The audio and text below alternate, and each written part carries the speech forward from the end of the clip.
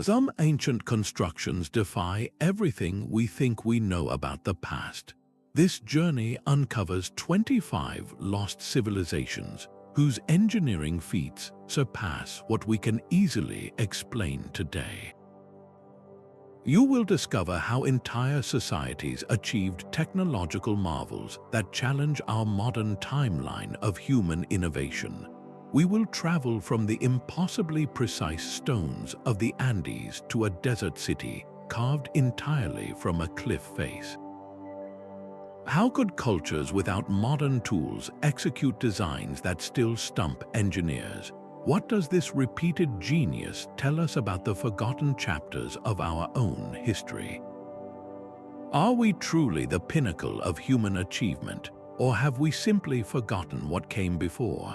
Scattered across the Bolivian highlands lie the shattered remains of Puma Punku, a puzzle box of stone that defies simple explanation. Here, multi-ton blocks of andesite and diorite are strewn about as if by a giant's hand, each one carved with a geometric precision that seems to belong in a modern machine shop, not an ancient landscape.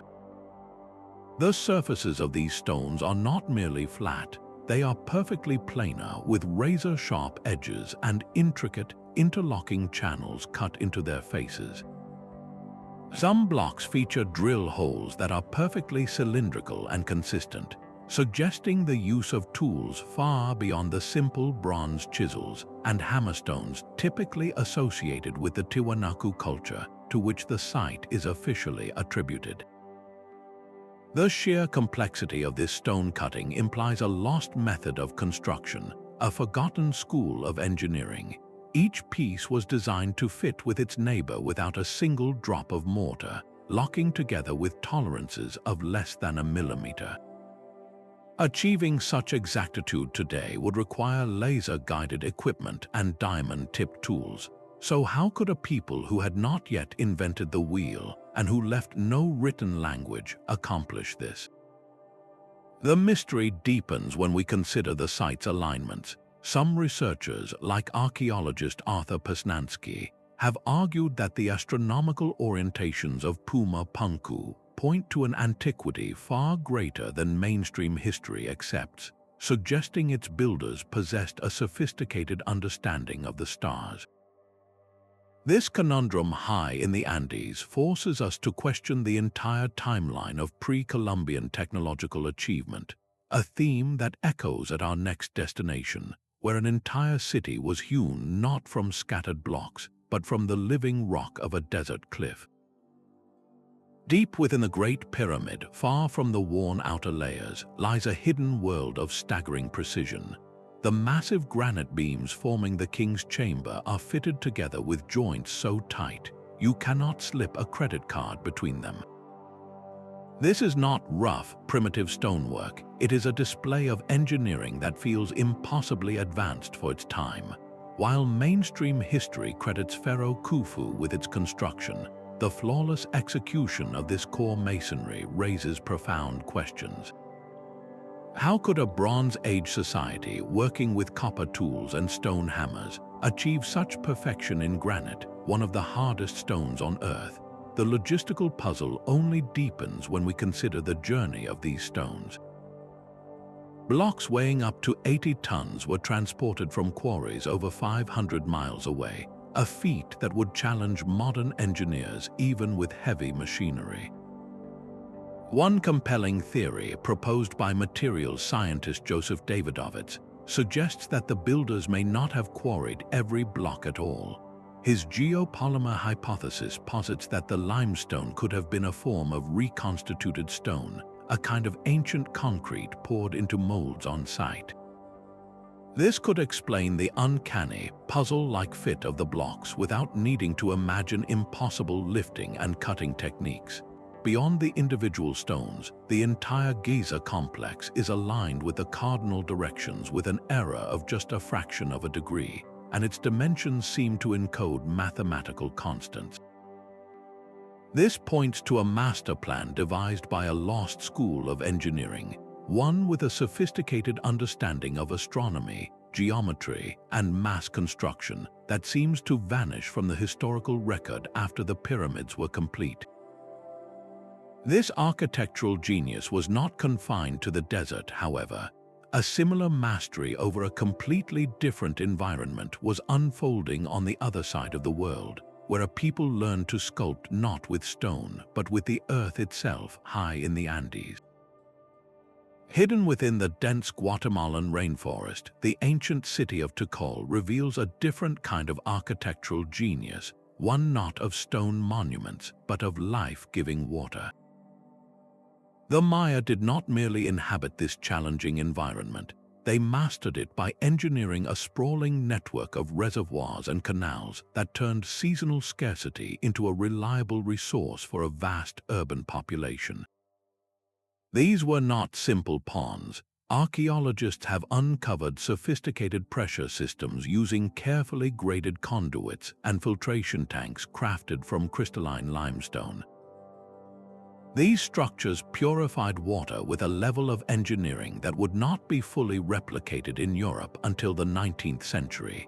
How could a civilization working without metal tools design such an advanced municipal water system?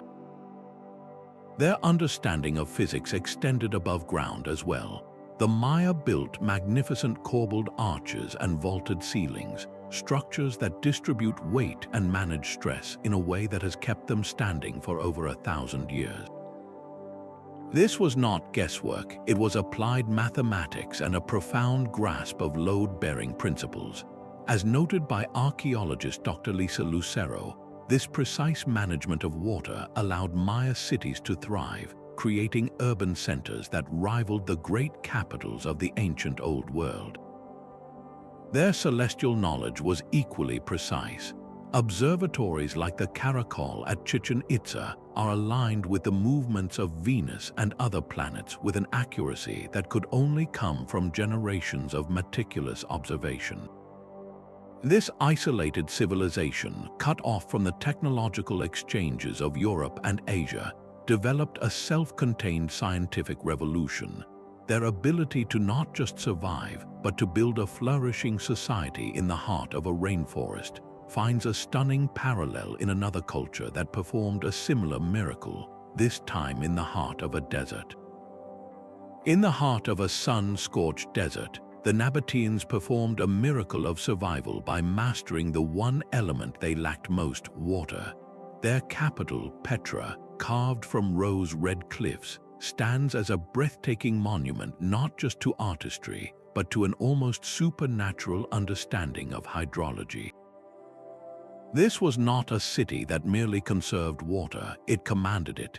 They engineered an intricate network of dams and diversion tunnels to tame violent flash floods, the very forces that would destroy a lesser settlement. Miles of terracotta pipes channeled precious seasonal water into vast, hidden cisterns, creating a reliable supply for a population of tens of thousands in a land that receives a mere 6 inches of rain each year. Modern civil engineers still study these systems, marveling at how an ancient culture achieved a level of urban water security that some modern cities struggle to maintain. The architectural confidence on display is equally staggering.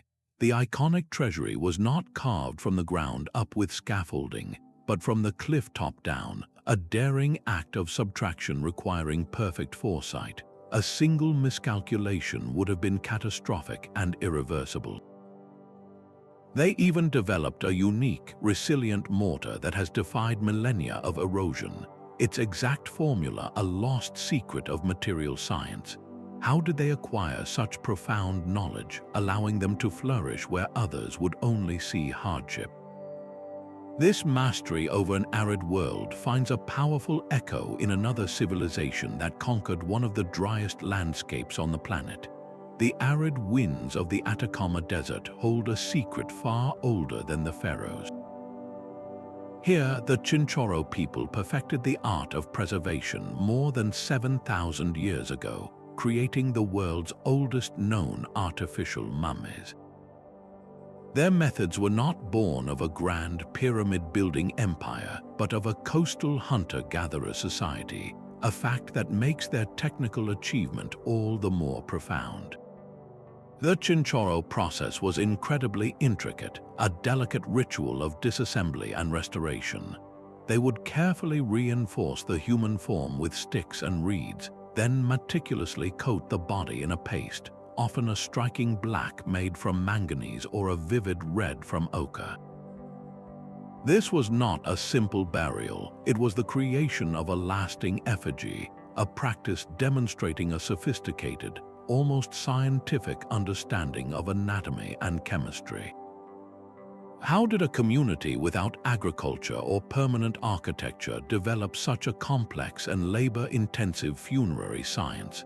Their intimate knowledge of the desert's hyper-arid conditions was key, a natural refrigerator they learned to augment with their own artistic and technical skill. This cultural focus remains a deep mystery, challenging the very timeline of human innovation.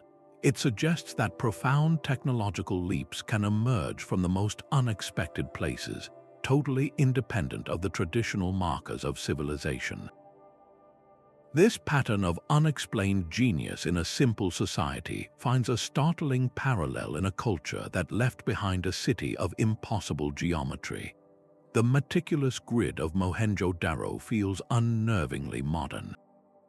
This ancient city in the Indus Valley was laid out with a precision that would impress a 21st-century urban planner, its streets intersecting at perfect right angles to form organized city blocks. This was not a settlement that grew haphazardly. It was a place built from a master blueprint. The Harappans employed standardized, kiln-fired bricks in a uniform ratio, a consistency seen across the entire civilization from the coast to the foothills. This points to a central authority, a shared system of measurement and design that governed construction for centuries. At the city's heart lies the Great Bath, an architectural marvel of watertight engineering.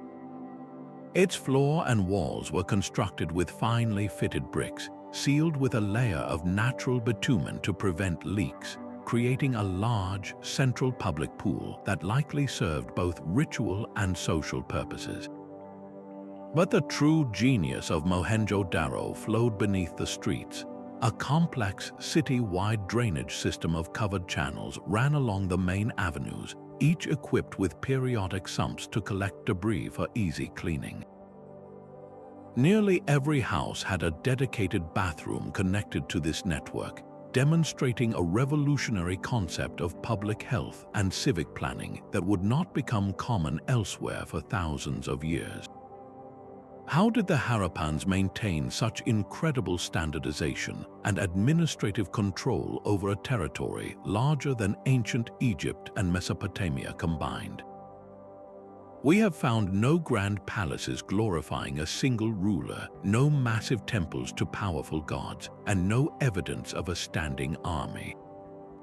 Theirs was a society that seemingly achieved remarkable integration through trade, engineering, and a shared civic ideal, leaving behind a legacy of peaceful, organized urban life that stands in quiet contrast to the next civilization, which expressed its power not through hidden grids, but through monumental islands rising from a vast ocean.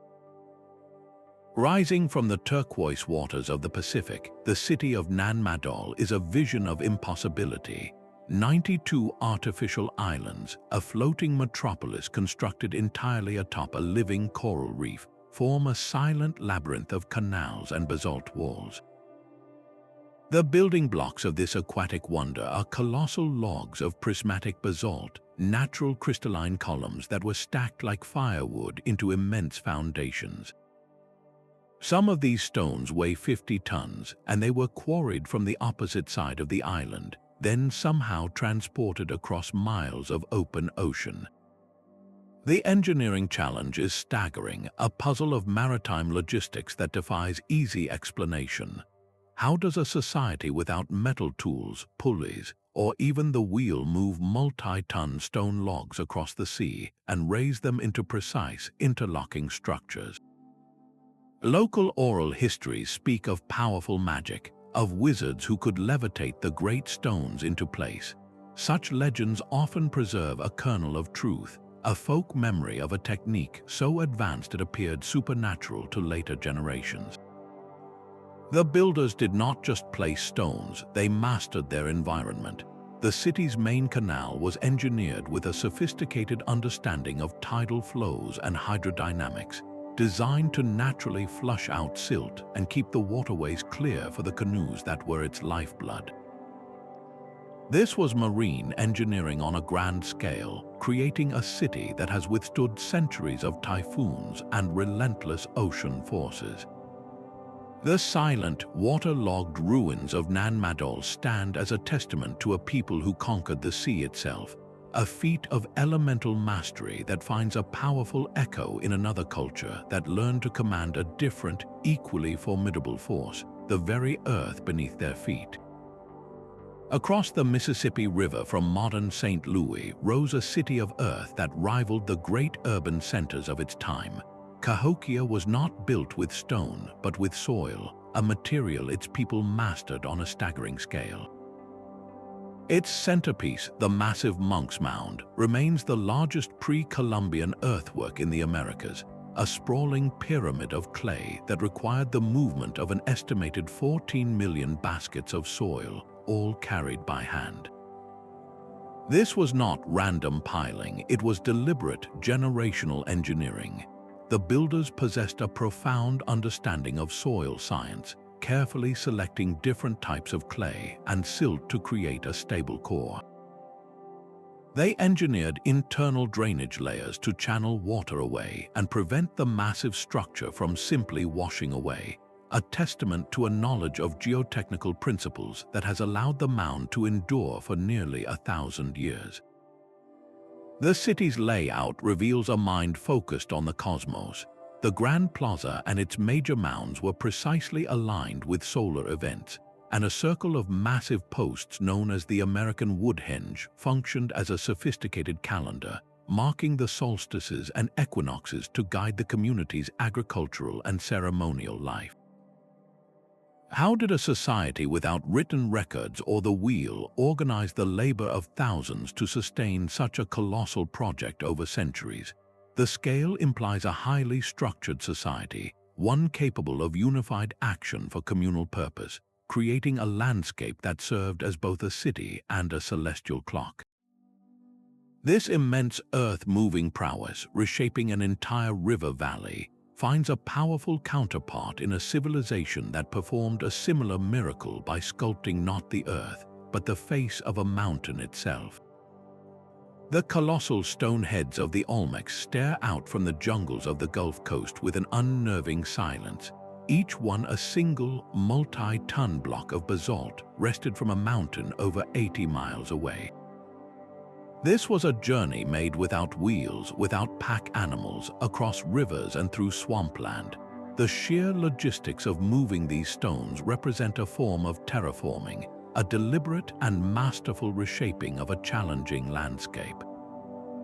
At their great center of La Venta, they did not just place stones, they moved mountains of earth, constructing a massive, fluted clay pyramid that dominated the ceremonial complex.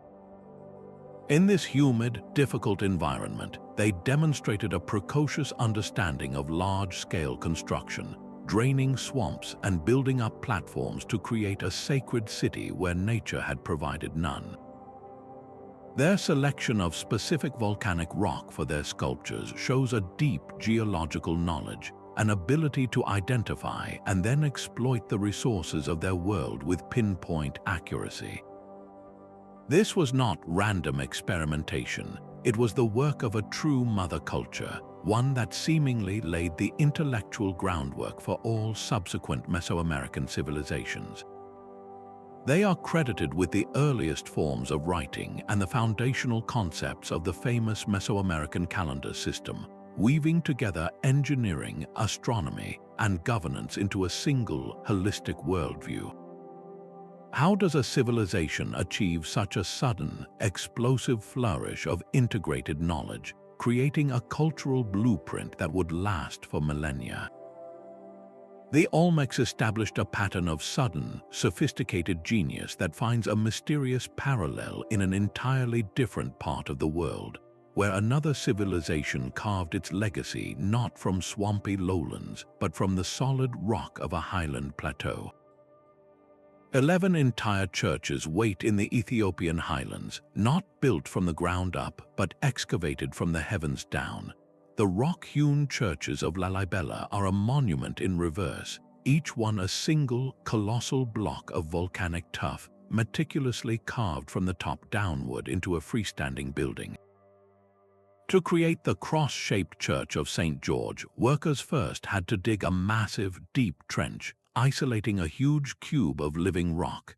Then, with extraordinary foresight, they began the delicate work of hollowing out the interior, carving windows, doors, pillars, and domed ceilings, all while sculpting the perfect exterior form. This is a subtractive art where a single major error in planning would have been irreparable. The builders complemented this breathtaking sculpture with practical genius, engineering a complex network of drainage channels and hidden ventilation shafts to protect their subterranean masterpieces from the elements. Local tradition speaks of a divine vision guiding King Lalibela and of angels who worked alongside the masons, a legend that perfectly captures the awe this place inspires. How did medieval craftsmen working with simple tools achieve such perfect symmetry and architectural harmony while carving from the inside out, without the benefit of modern laser levels or surveying equipment? The sheer scale of removed rock, the precision of the angles, and the endurance of the structures point to a lost school of engineering, one that viewed a mountain not as an obstacle, but as a raw cathedral waiting to be revealed. This ambition to build for eternity, to carve a legacy directly into the bones of the earth, finds a powerful echo in a civilization that performed a similar miracle on the open sea. A 200-meter-high granite monolith rises from the Sri Lankan plains, a natural fortress transformed into a sky palace of impossible ambition. This is Sigiriya, the Lion Rock, a 5th century engineering marvel where every detail defies the era of its creation. To supply a luxurious palace at the summit, its builders engineered a hydraulic system that seems to defy physics itself. They constructed a series of interconnected cisterns carved directly into the rock face, channeling water from reservoirs at the base all the way to the top to feed bathing pools and even fountains that operated on water pressure. These pressure-operated fountains in the water gardens below still function after 1,500 years, a testament to a flawless original design. The builders even coated a sheer section of the rock with a porcelain-like glaze to create a mirror wall, a shimmering surface that reflected the king and his court as they ascended. How did they achieve such a polished, reflective finish on a surface of raw granite? The artistic challenges were equally staggering. Vivid frescoes were painted on a near-vertical rock face hundreds of feet in the air, requiring scaffolding and techniques that leave modern conservators in awe. The entire project, from the gravity-defying hydraulics to the lion-shaped gateway carved halfway up the rock, was reportedly completed in a matter of a few years. This suggests a mobilization of resources and a concentration of technical knowledge that feels more like a modern megaproject than an ancient royal retreat. What drove King Cassioppa to pour such immense effort into this aerial fortress? Was it paranoia, grandeur, or a statement of power so absolute it needed to be written across the very sky? The celestial ambition of Sigiriya, reaching for the heavens from a rock, finds a powerful parallel in a civilization that sought to map the cosmos itself from the solid ground of the desert. While the pyramids of Egypt were rising from the sands, another civilization on the other side of the world was performing its own architectural miracle. The sacred city of Caral in Peru is a breathtaking complex of pyramids and plazas that dates back nearly 5,000 years, making it one of the oldest known urban centers in the Americas. Its builders, the Caral Soup civilization, arranged their entire city as a reflection of the cosmos.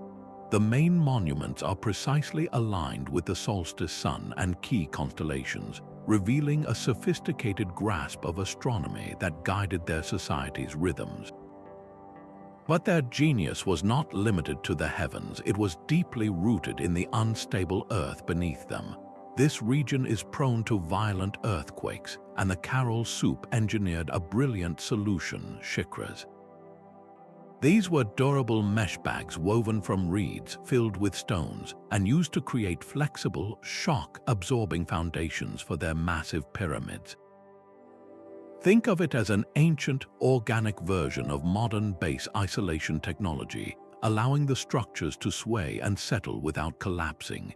This was proactive seismic engineering on a grand scale, conceived millennia ago.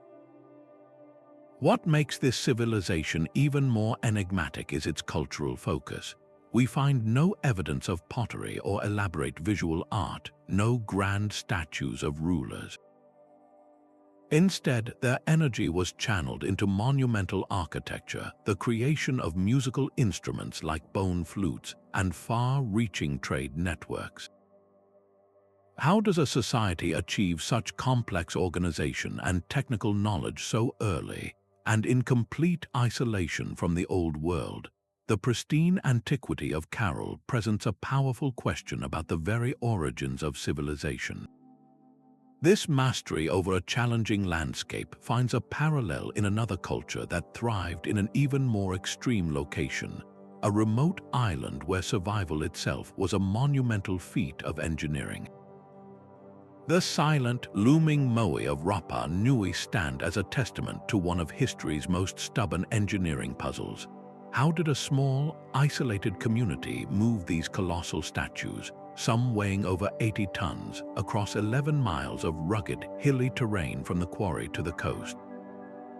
The volcanic crater of Rono Raraku is a sculptor's workshop frozen in time, with hundreds of statues in various stages of completion, yet the method of their transport vanished with the culture itself. One compelling theory suggests the islanders walked the Moai upright, rocking them from side to side with a complex system of ropes, a bit like maneuvering a massive refrigerator. Recent experiments with smaller replicas have shown this is physically possible, a slow, deliberate shuffle across the landscape. But scaling this method up to the largest Moai presents staggering challenges, requiring perfect coordination and raising the risk of catastrophic, irreparable damage if a statue ever fell. Another hypothesis involves a system of log rails, laying down a temporary track for the statues to be slid upon. Yet this theory collides with the island's ecological history, which suggests a scarcity of the large, straight trees needed for such an operation. The puzzle only deepens with the final placement. Each Moai was precisely erected upon a stone platform, an ahu with its back to the sea. Even more baffling, the largest statues were later crowned with massive red stone topknots or pukao, quarried from a completely different part of the island. These cylindrical stones, weighing up to 12 tons, then had to be lifted and balanced perfectly atop the heads of the already erected giants. Why did this society invest such a colossal portion of its energy and resources into this singular, monumental endeavor? The answer is lost to time, a cultural drive so powerful it defined their world, a stark contrast to the next civilization, whose genius lay not in isolation, but in its vast and intricate web of global connections. The silent, rolling hills of Bahrain conceal a city of the departed so vast it rivals the populations of the living. Here, the Dilmun civilization created a necropolis of staggering scale, over 170,000 burial mounds transforming the landscape into a permanent memorial.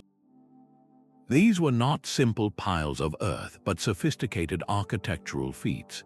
The more elaborate royal mounds revealed chambers constructed from perfectly cut ashlar blocks, fitted together with such precision that they created a sealed environment, a time capsule preserving delicate artifacts for thousands of years. The sheer consistency of design across this immense funerary field points to a society with standardized building codes and a powerful, shared belief in a journey after life. How did this civilization marshal the resources and labor for a project of such enduring scale? The answer lies in their pivotal position on the map.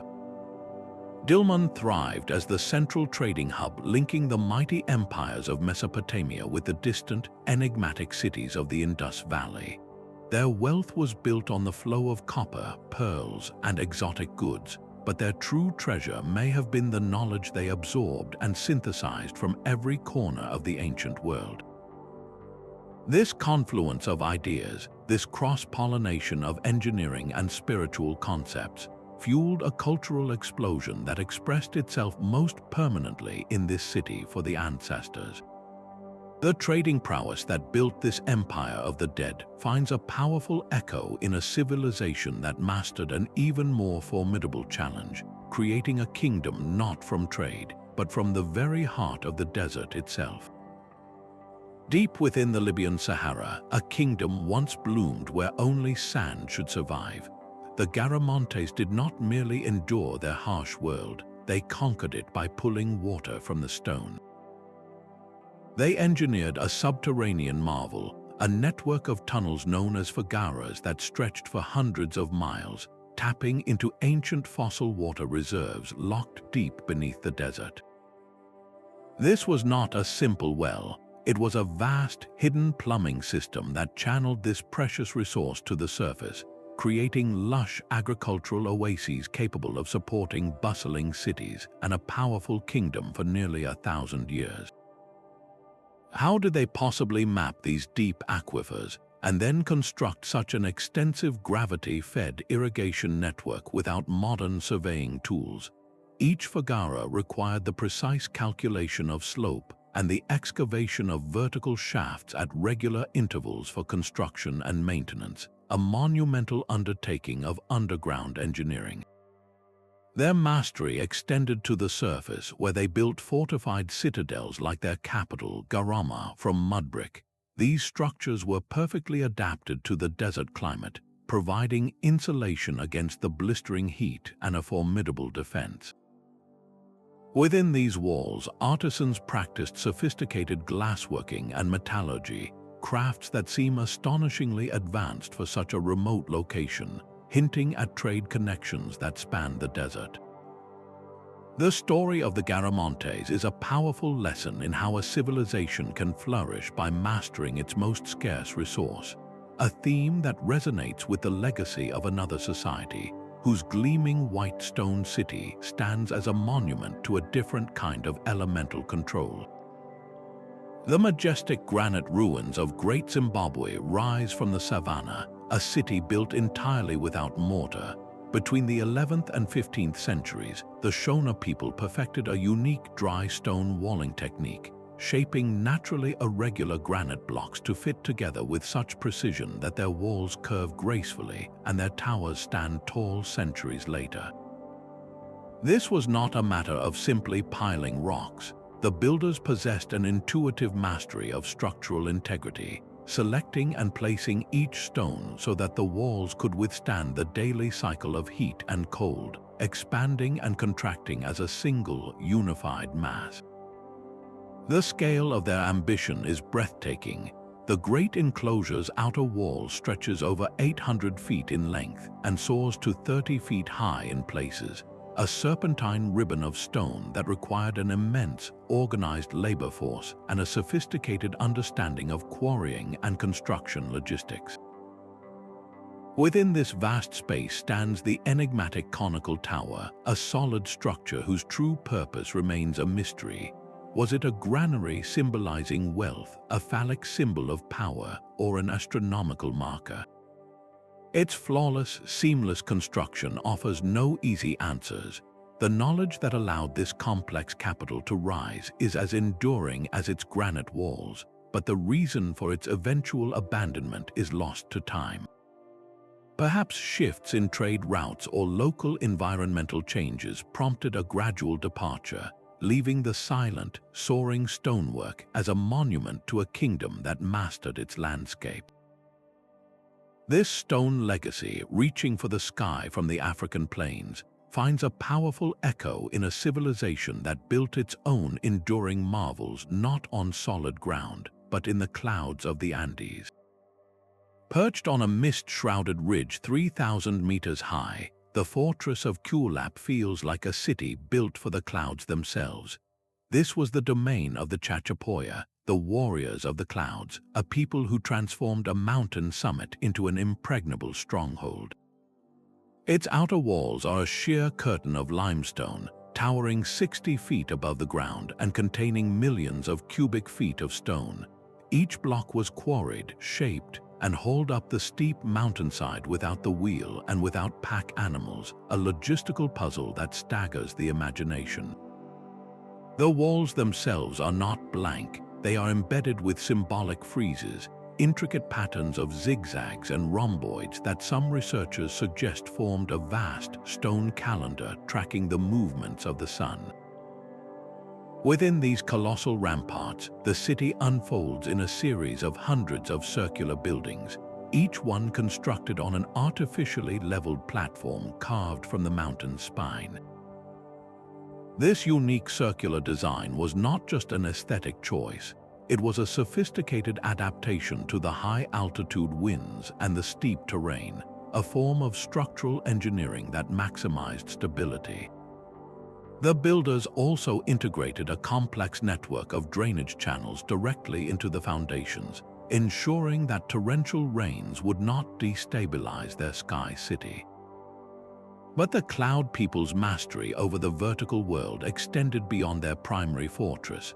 High on remote cliff faces, they placed their most sacred memorials, the Puran machos. These are solitary sarcophagi, tall, anthropomorphic figures of clay and cane that stare out from nearly inaccessible ledges. Each one was a carefully sealed container, designed to protect an individual of importance. The challenge of constructing these sentinel tombs, of hauling materials and artisans to such precarious perches, speaks to a culture utterly fearless in its command of the mountains. Why choose such difficult locations? It was likely a deliberate act, a way to place their honored ancestors closer to the heavens and beyond the reach of any disturbance. How did they achieve these monumental feats in such a remote and demanding environment? Their entire society was an exercise in high-altitude engineering, a testament to human ingenuity thriving where the air grows thin. This profound transformation of a mountainous landscape finds a stunning parallel in another civilization that performed a different kind of miracle, turning an entire river valley into a hydraulic wonderland of floating gardens and man-made islands. The Sonoran Desert of Arizona once bloomed with a network of water so vast it rivaled modern irrigation projects. This was the domain of the Hohokam, a people who mastered the desert not by fighting it, but by redirecting its scarce rivers with breathtaking precision. Their system of canals stretched for over 500 miles, a web of life-giving channels that transformed arid land into a fertile breadbasket. The scale of their main canals is almost unbelievable, with some measuring 30 feet across and 10 feet deep. To achieve this, the Hohokam had to be master surveyors, plotting courses across vast distances with a consistent, gentle slope to keep the water flowing steadily from the Salt and Gila rivers. They did not merely dig ditches, they engineered control. They built weirs to raise water levels and crafted sophisticated headgates, essentially wooden or stone valves, to precisely manage the flow into different branches of their system. This was an advanced understanding of hydrology and flood management, allowing them to capture seasonal surges and distribute water fairly across their farmlands. This hydraulic wonder supported a thriving agricultural society for more than 1,000 years, a testament to a deep, generational knowledge of their environment. So what surveying tools, what mathematical principles, did they employ to plan and maintain such an effective network without written records or modern instruments? Their entire civilization was a monument to hydrological genius, a legacy of life coaxed from the desert that finds a powerful counterpart in a civilization that mapped its destiny not with water, but with the stars, leaving behind a city of profound astronomical precision. The Avenue of the Dead cuts a perfectly straight line through the ruins of Teotihuacan, a thoroughfare aligned not to the cardinal directions, but to a point 15.5 degrees east of north. This was no arbitrary decision. The entire city was oriented toward the heavens, its main axis matching the setting point of the Pleiades star cluster, a celestial marker of profound importance to its builders.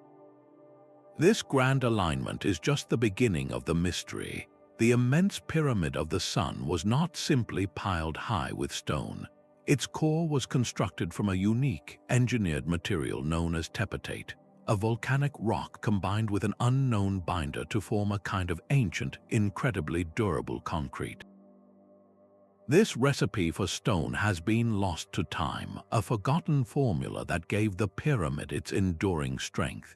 The precision continues in the very geometry of the structures. The pyramids are not just large, their dimensions encode complex mathematical ratios, including pi and the golden ratio, principles that seem to belong to a much later era of scientific thought. But perhaps the most tantalizing clue lies hidden deep within the Pyramid of the Sun.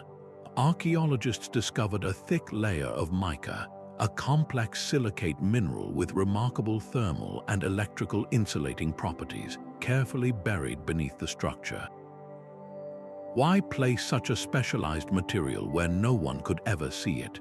Was it part of a lost energy technology, or did it serve a ceremonial purpose we can no longer comprehend? The identity of Teotihuacan's master architects remains one of history's greatest enigmas. They left no deciphered written records, no depictions of kings or conquerors.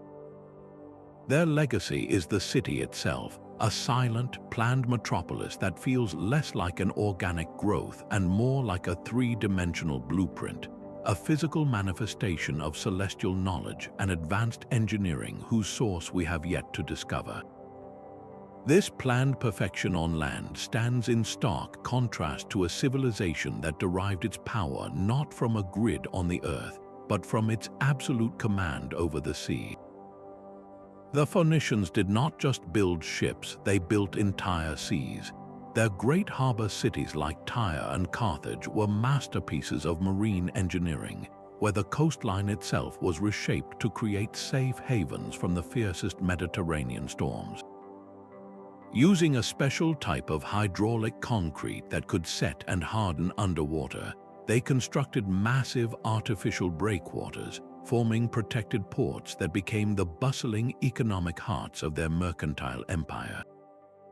This was not merely a matter of piling rocks into the sea. It was the creation of new, stable land from the water, a defiance of the natural order that secured their dominance for centuries. Their vessels were equally revolutionary, constructed with a shell-first method. Instead of building a skeleton frame and then adding the hull, Phoenician shipwrights began by fitting the planks of the hull together edge to edge, securing them with sturdy mortise and tenon joints, and only then reinforcing the structure with internal framing. This technique produced ships of incredible strength and seaworthiness, a method so effective it was lost after their civilization faded and not rediscovered until the medieval period. The pinnacle of their harbor engineering was the Kothon of Carthage, an intricate, circular military port dug out from the shoreline. At its center lay a commander's island, a perfectly placed circular structure housing the admiralty, surrounded by 220 covered docking bays for their warships. This was a naval base of staggering complexity, designed for rapid deployment and ultimate security, a feat of planning and hydraulic management that rivals modern dry dock facilities. How did this culture of traders develop such an unparalleled command of the sea? Their success relied on a sophisticated understanding of astronomy to navigate by the stars, a deep knowledge of ocean currents, and ship designs so robust they could venture beyond the Pillars of Hercules into the Atlantic, reaching as far as Britain for tin and potentially even circumnavigating Africa. Their maritime legacy, written in concrete and cedar wood, finds a powerful parallel in a civilization that built a different kind of aquatic wonder, a metropolis that rose not from a protected harbor, but from the very surface of a vast lake. 5,000 years ago, a city of jade and water rose from the wetlands of the Yangtze River Delta. The Liangzhu culture did not simply adapt to their marshy world, they engineered it into a hydraulic masterpiece. Their capital was a meticulously planned grid of raised earth platforms, canals, and waterways, a prehistoric Venice built for stability in a landscape with a dangerously high water table. To support their massive earthen pyramids and grand palaces, the Liangzhu developed a revolutionary foundation technology. They layered reeds and clay, then interspersed these with piles of timber, creating a flexible, load-distributing base that prevented their monumental structures from sinking into the soft ground. This was Neolithic geotechnical engineering on a staggering scale, a deliberate manipulation of the very earth to create permanence where none should exist. But their greatest achievement lay in water control. They constructed one of the world's oldest and most extensive systems of dams, levees, and canals, a network so sophisticated it managed both floodwaters and irrigation for a vast agricultural hinterland. This was not a collection of small village projects, but a coordinated, state-level enterprise that required the organized labor of thousands and a deep, generational understanding of hydrology. How did a society from the Stone Age orchestrate such a colossal public works project? The answer may lie in the beautiful, baffling objects they left behind. The Liangzhu were master jade workers, producing intricate ritual objects like the Kong, a hollow tube with a square outer section and a circular inner core, and the Bai, a flat disc with a central hole. These were carved from nephrite, a stone harder than steel, with a precision that defies easy explanation. The surfaces are adorned with microscopic, perfectly repeated motifs of deities and masks, lines finer than a human hair. What tools could possibly have achieved such detail in this incredibly tough medium? The methods they used to cut, polish, and incise this jade remain one of archaeology's most enduring technical mysteries. This prosperous, complex society, with its engineered landscape and exquisite art, thrived for nearly 1,000 years. Then, around 2300 BC, it vanished. The great hydraulic systems fell into disrepair, the workshops fell silent, and the city was abandoned. What could have caused such a sudden and complete collapse? Some researchers point to evidence of catastrophic flooding, a climatic event so severe it overwhelmed their brilliant water management and rendered their homeland uninhabitable. The legacy of Liangzhu is a poignant reminder that even the most advanced engineering cannot always withstand the forces of nature. This sudden disappearance of a water-based civilization gives way to a culture that expressed its power not through liquid mastery, but through the manipulation of stone on a truly gigantic scale. Beneath the modern streets of Malta lies a sanctuary carved from the very soul of the island.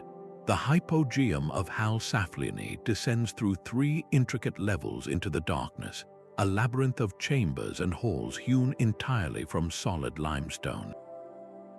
This was not a quarry, but a sacred space, and its builders imbued it with an eerie, unexplained property of sound.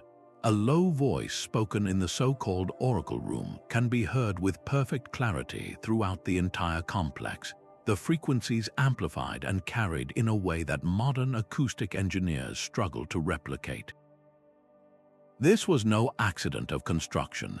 The shape of the chambers, the curvature of the walls, everything was sculpted to manipulate sound, creating an auditory experience that would have been profoundly powerful during rituals.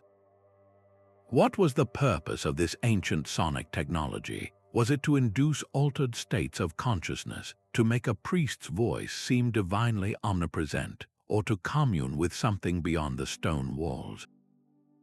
The mystery of the hypogeum is matched only by the temples that stand above it. The structures of Jiwith above Gantaja are among the oldest free-standing stone buildings on Earth, raised 1,000 years before the Great Pyramid of Egypt. Their builders moved colossal blocks of coralline limestone, some weighing over 50 tons, and arranged them into complex cloverleaf floor plans. They engineered corbelled roofs, stacking stones in ever closer circles until the space was sealed, a testament to their understanding of weight and stress.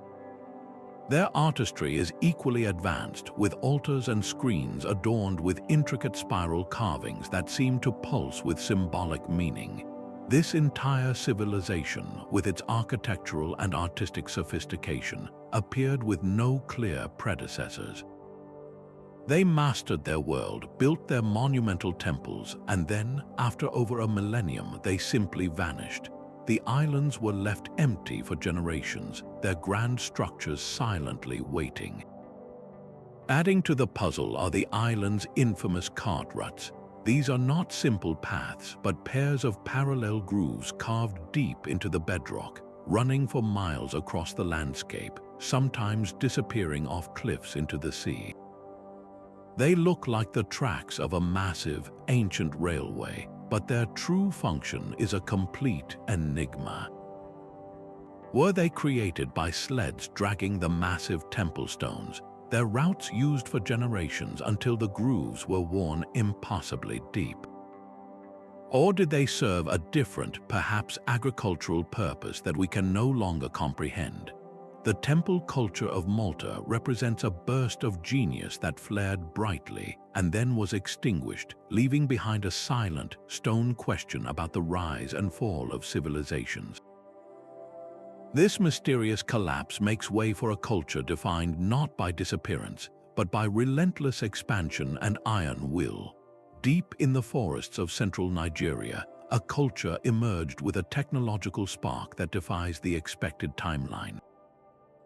The Nok people were creating masterpieces from fire and earth as early as 1000 BCE, perfecting the art of terracotta sculpture with a skill that feels centuries ahead of its time.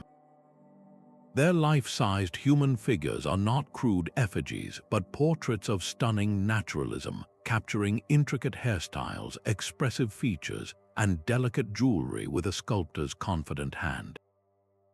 These were not simple clay objects dried in the sun. They were fired in kilns at intensely high temperatures, a controlled process that required a deep understanding of pyrotechnology to prevent the delicate pieces from cracking or exploding. This artistic genius was matched by a revolutionary industrial skill. The Nok were among the very first people in sub-Saharan Africa to master iron smelting. They engineered furnaces capable of generating heat in excess of 1,200 degrees Celsius, a temperature necessary to trigger the complex chemical transformation that separates pure iron from raw ore. This was not a matter of tossing rocks into a fire. It was a carefully controlled atmospheric process, a deliberate manipulation of chemistry that represents a monumental leap in human capability. How did this society, living in apparent isolation, unlock the secrets of metallurgy and high-temperature firing so early? The sophisticated organization required for mining ore, managing clay pits, and maintaining specialized kilns and furnaces points to a stable, complex culture. Yet for all their technical brilliance, the Nok left behind almost no other traces. We have no foundations of their homes, no clear sense of their daily life or social structure, and their vibrant tradition seems to fade from the archaeological record. The source of their knowledge and the reason for their decline remain one of Africa's greatest silent mysteries, a testament to a flash of isolated genius that lit up the ancient world. This early mastery over earth and fire gives way to a civilization that directed its formidable intellect not toward industry, but toward the stars, building a city in perfect alignment with the cosmos. While the Great Pyramid of Cahokia dominated the heartland, another center of power rose in the southeastern woodlands. The Etowah site in Georgia stands as a testament to the Mississippian culture's celestial vision, where entire landscapes were engineered to mirror the heavens. Here, massive platform mounds encircle a vast, geometrically perfect plaza, a grand stage for a society deeply intertwined with the cosmos. The central mound, a towering earthen pyramid, was precisely oriented so that its ramp faced the rising sun of the equinox, bathing the ceremonial ascent in a specific, calculated light. This was not mere monument building, it was a form of architectural astronomy, a physical prayer written into the earth itself. Achieving this required more than spiritual intent, it demanded a generational understanding of soil mechanics. The millions of baskets of earth carried by hand to build these structures were not simply dumped, they were carefully engineered. The builders selected specific types of clay and silt, layering them to create a stable, compacted core that could withstand centuries of rain and erosion, a silent testament to their forgotten geotechnical science. The society that orchestrated this was far from isolated. Within the mounds, archaeologists have uncovered regalia of breathtaking artistry, from finely repoussé copper plates depicting the Birdman deity to intricately engraved shell gorgets. These objects speak of an elite class of artisans and a trade network that stretched from the Great Lakes for copper to the Gulf Coast for shells. How did the Mississippian peoples, without a written language, maintain the precise astronomical knowledge and the administrative control to coordinate such vast projects across hundreds of miles? Their decline remains one of North America's great historical mysteries, perhaps linked to the arrival of new illnesses or shifts in climate that disrupted their agricultural foundation. With their passing, the deep knowledge required to align earth and sky faded into the land itself, a lost tradition of celestial engineering that finds its final, haunting echo in a civilization that achieved a similar miracle before vanishing completely into the jungle. The jungles of Cambodia conceal a metropolis of water and stone that once formed the world's largest pre-industrial city. Angkor was not merely a collection of temples, but a vast hydraulic engine, a civilization that mastered the monsoon itself. At its heart lay an intricate network of reservoirs, canals, and sprawling moats, a system designed to capture the deluge of the rainy season and ration it through the months of drought. This was not just for agriculture, it was foundational.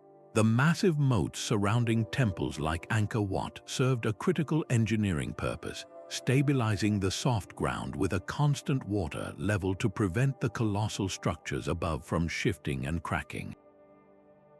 The scale of this water management is almost incomprehensible.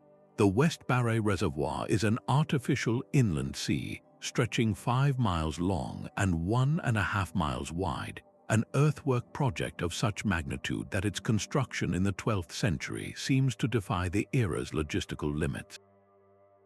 How did they move the millions of cubic feet of soil, and how did they seal the basin to hold such a massive volume of water? The answer lies in a lost understanding of clay linings and hydraulic pressure. This mastery over water was the lifeblood that allowed the city's central wonder to rise. Angkor Wat itself is a poem in sandstone, a temple complex of perfect symmetry and celestial alignment. Its central towers are precisely oriented so that on the spring equinox, the sun rises directly over the central peak, an event calculated and set in stone with breathtaking accuracy. Every surface tells a story, with miles of intricate bas-reliefs depicting mythological epis and celestial dancers, each figure carved with a jeweler's precision into the hard stone.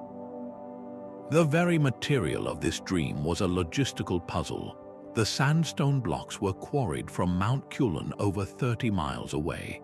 Instead of struggling overland, the Khmer engineers floated them down a sophisticated, purpose-built canal network, turning the landscape itself into a conveyor belt for their ambition. This coordination of geology, hydrology, and mass labor points to a central authority with an almost supernatural grasp of project management. What visionary mind could conceive of a city that was simultaneously a spiritual map of the cosmos and the ultimate expression of civil engineering? The jungle-cloaked grandeur of Angkor brings our journey to a close, a final testament to the repeated, inexplicable genius that flickers across our forgotten history. A pattern emerges from the dust of these 25 lost worlds, a chorus of impossible genius echoing across continents and millennia.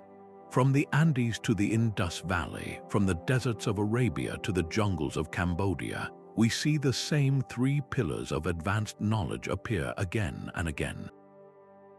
The first is a mastery of megalithic construction, the ability to move and shape multi-ton stones with a precision that still baffles modern engineers. The second is a sophisticated command of water, turning deserts green and managing monsoon floods with hydraulic systems that feel centuries ahead of their time. The third, and perhaps most telling, is a profound understanding of the stars, with entire cities and temples aligned to celestial events with mathematical exactness. These are not isolated flukes, they form a consistent, global pattern of technological achievement. This recurring theme forces a difficult question. Does human progress truly follow a straight, upward line from primitive to advanced? Or is our history one of cycles where knowledge is gained, flourishes, and is then tragically lost, only to be painfully rediscovered ages later? The evidence suggests the latter. The presence of complex mathematical constants like pi and the golden ratio in structures as far apart as the pyramids of Giza and the temples of Teotihuacan is particularly haunting. Could this be a sign of a shared, primordial knowledge that diffused across the ancient world? Or does it point to something more fundamental about the human mind, an innate capacity to unlock the same universal truths when faced with similar grand challenges? The ambition behind these projects reveals something even deeper than technical skill. It speaks to a societal vision, a unified purpose so powerful it could coordinate the labor of thousands for generations. These were not projects for a single lifetime. They were legacies carved in stone and earth, testaments to a belief in a future that stretched far beyond the horizon. The resilience and potential of these ancient societies appear far greater than our traditional histories have led us to believe. So what becomes of such greatness? If these cultures reached such dazzling heights, what force could possibly cause them to fall, leaving their magnificent engineering as our only clue to their passing? This recurring pattern of lost genius forces a humbling conclusion. Our journey through these 25 worlds reveals a tapestry of human ingenuity that in many ways rivals and in some cases even surpasses our modern understanding. From the impossibly cut stones of Puma Punku to the sprawling hydraulic metropolis of Angkor, these ancient masters left behind a legacy that continues to both inspire and confound us. They teach us a profound truth that history is not a simple upward march of progress. It is instead a complex and cyclical story of brilliance, of adaptation to incredible challenges, and sometimes of mysterious and complete decline. The true lesson here may be one of deep humility. Our current technological supremacy is not the final word, but merely one chapter in a much longer and more mysterious story of human capability. Let these enigmatic ruins stand as a permanent call to keep questioning, to keep exploring, and to respect the profound and often unexplained abilities of our ancestors. What other secrets lie buried beneath the sand and the sea, waiting patiently to challenge everything we think we know about the past? We would love to hear your thoughts on the most baffling civilization in the comments below. And if you are ready to continue unraveling history's greatest mysteries with us, be sure to subscribe. These silent stones and sunken cities represent just the first whispers from a forgotten world. The true scope of this mystery stretches far beyond our list, with countless other sites and lost cultures awaiting their own rediscovery and reinterpretation. Each one holds a piece of the puzzle, a fragment of knowledge that could reshape our entire understanding of the human story. I truly encourage you to follow your curiosity and delve deeper into the specific civilizations that captured your imagination. The resources for further learning, from archaeological journals to digital reconstructions, are more vast and accessible than ever before. Your engagement is what makes this journey so meaningful. If this exploration expanded your view of history, please like this video to help share these ideas. Pass it along to fellow mystery enthusiasts to spark new conversations and theories. I am always fascinated to hear your perspectives, so let me know in the comments which of these 25 civilizations you find the most incredible and why. I read every single one. To continue unraveling history's greatest secrets with us, be sure to subscribe and tap the notification bell so you never miss our next adventure into the hidden corners of our world's past. Thank you for your time and your curiosity.